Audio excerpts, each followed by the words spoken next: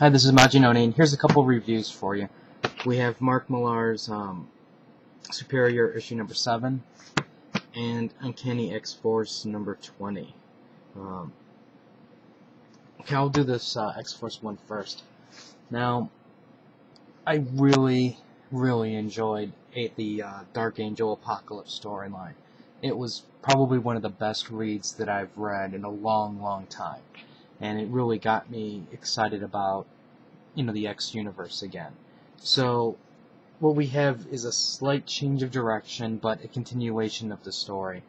And at first I was a little hesitant about what to expect.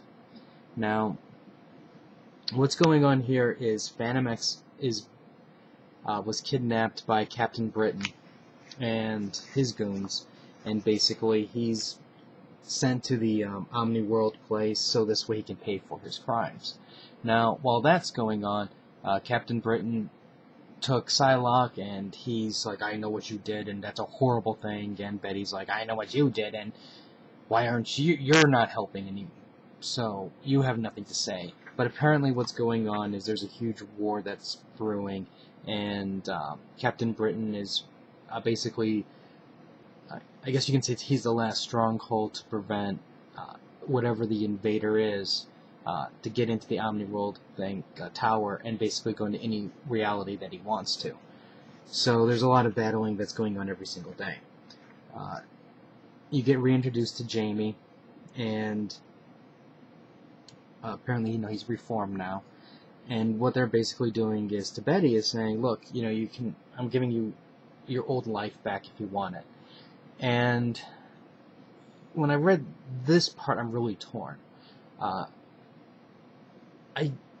Captain Britain as a character I like and hate at the same time. I think there's times when they use him and I really do enjoy him, and there's other times I just can't stand him. There's parts of Excalibur which I just could not. I just hated him. But the I think it was the MI-13 or whatever it was that just was out about maybe 2 or 3 years ago, where they were fighting the Vampire War. I loved that Captain Britain.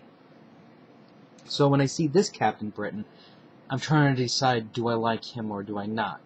So far I'm leading to, I hate him. I hate this version of the way they're writing the character a lot.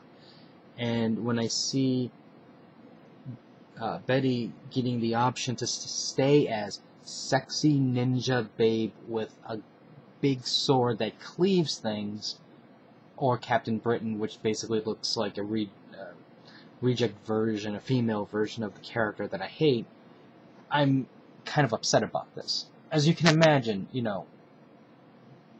the hot, sexy Asian with the big boobs cleaving, or the very rigid, English, pompous Captain Britain female version.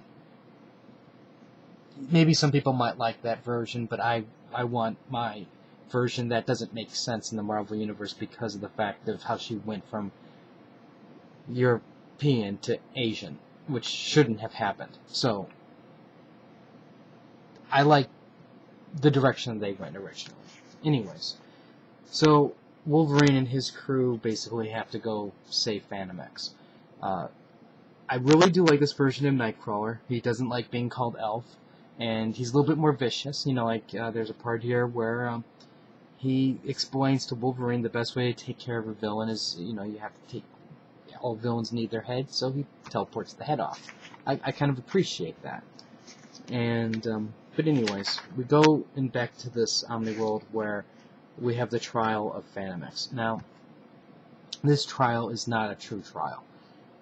Heck, the trial of Galactus was a much more fairer trial than what's going on here. This is just a snowball where all they want to do is sentence Phantom X to death.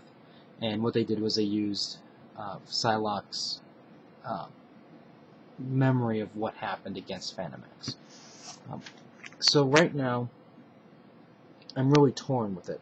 On one hand, I like it, and the other hand, I don't like it. And I'm really... Now, before I'm going to say my disclaimer, when I say I don't like it, I mean this in a good way. Because Remender he's doing a really good job. and he's pushing my buttons because he's using Captain Britain. He's doing the Snowball, fake trial, which I'm like, that's, like, why are you doing this? I like Phantom X. Don't do this to my favorite character. How you're stealing the hot, sexy Asian with a sword for the other version of Captain Britain, female version of the character I hate. So he's doing it right. So that's why it's a love-hate. But so far, I still think this is one of the best Marvel titles that's coming out. And it still baffles my mind why this is not number one, because it's just so good. Anyways, that's my review of this one. So let's get on to the next one. Superior number 7. This is the climactic battle between good, evil, Satan, and the soul of a young boy. Now, if you remember, what we have going on here is the life of the soul of a young boy. If he turns into Superior, then he basically forfeits it. And of course, the devil stacks, the agent of the devil stacks the deck against him and sets forth his arch nemesis, evil bully kid, to destroy New York type thing. The battling is really good, and I'm really enjoying the fight. Now, I'm surprised even say this. I really hate Yu's artwork. I used to hate it, especially during the Secret Invasion nonsense.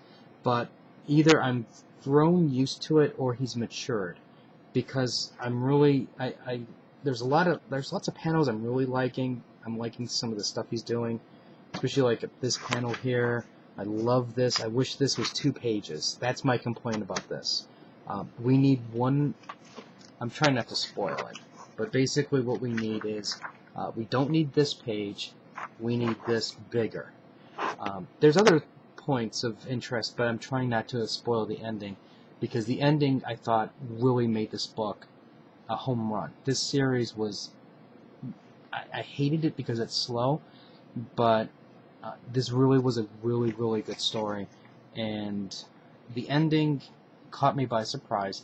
I didn't know one way or the other what was going to happen, because in my head I'm arguing both sides. And the final solution was a nice little twist, and I really, really liked it. So this one I'm really tempted to get the trade for. I'm definitely, well, if it's a decision between this and Kick-Ass 2, this is going to get the trade for sure. Because I thought this was actually a really, really good story, a solid ending. Some people out there might feel cheated, but if they think about the ending and how the ending played out, it's perfect. It is like the perfect stamp, seal, to end this thing. And I'm really, really glad that I stuck through it, because there was times I seriously thought I was going to drop this book because of the lateness. If you haven't been buying Superior, now the trade should be coming out probably within the next month or 2. I believe I saw it on a Diamond list somewhere. Do yourself a favor, buy it. It's basically, it is a little bit violent. There's some decent action, and overall, if you look at the story as a whole, it's basically a Superman fairy tale, modern day Superman fairy tale, because you have the story of the crippled boy who's given the option to do great things, and again, with what great power comes great responsibility. Does he step up to the plate when his soul is on the line, and does he do the right thing? So this was actually a fantastic story. To be honest with you, this is a type of story that actually would probably do pretty well if they made it into a movie, just because of the themes, the subject matter, and you really do have a heroic character. And it's not the sense of the heroic in the Superior, but it's the heroic is the crippled young kid who has to step up, and what he does with his powers and things like that. So this overall, double thumbs up. It's really, really good. and you should just buy it because it's good. It's definitely good. Anyways, if you have any comments or questions, let me know. Rate the video up or down. Let me know what you think, and I'll have more reviews later. So until next time.